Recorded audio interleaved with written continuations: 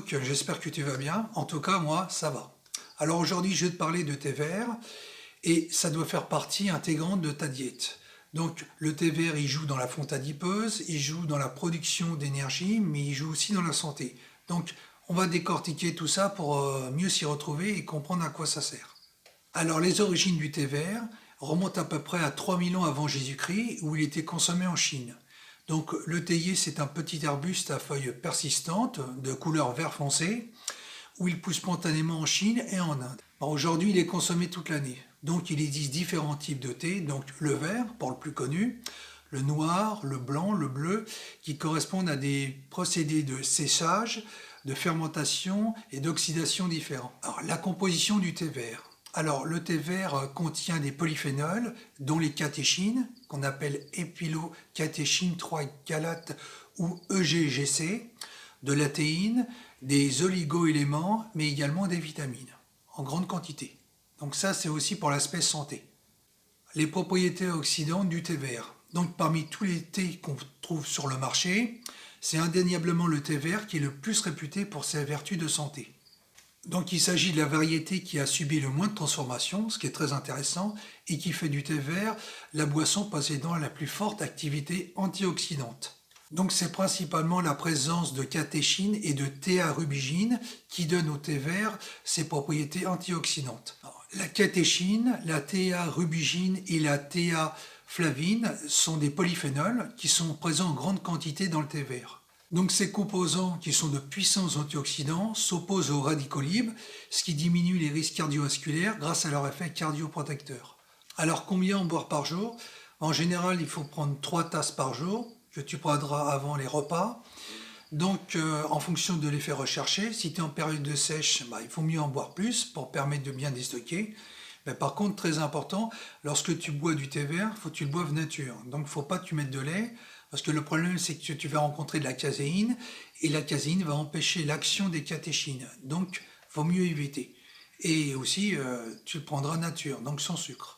Alors un autre avantage du thé vert qu'on sait beaucoup moins, c'est que ça réduit les maladies neurovégétatives. C'est-à-dire que la catéchine qui est présente dans le thé vert, ça protège les cellules du cerveau et en même temps, ça réduirait, le déclin cognitif. D'ailleurs, tu as des études qui assurent que le thé vert favorise le bon fonctionnement des neurones et aide à réparer les cellules endommagées du cerveau.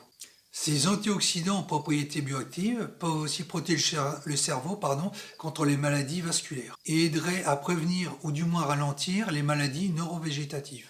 Ensuite, le thé vert et l'acné, donc ça va intéresser les adolescents. Donc il y a le traitement par un dermatologue comme du Roaccutane, mais l'avantage du thé vert, d'après des études sud-coréennes, c'est que le thé vert aiderait à lutter contre le problème de l'acné. Donc le GG, le principal polyphénol du thé vert, a la capacité de réduire le sébum et l'inflammation cutanée. D'ailleurs, lors d'un essai clinique de 8 semaines, il y a des patients qui ont vu leur état de peau s'améliorer. Donc il s'agit des premières recherches, mais elles s'avèrent très prometteuses. Et enfin, on y arrive, le dernier chapitre, le thé vert et la minceur. Donc le thé vert est très connu pour ses vertus de minceur, mais les compléments alimentaires pour sécher en contiennent aussi. Alors si l'effet diurétique est souvent mis en avant, c'est pas la seule action du thé vert sur le tour de taille. Alors le thé vert contient aussi de la caféine, qui a un effet de combustion des graisses dans l'organisme.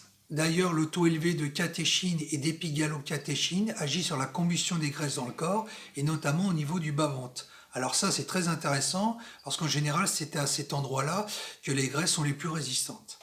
D'ailleurs, il y a quelques années, en 2012 précisément, où une étude confirmait la diminution de la graisse par l'utilisation du thé vert.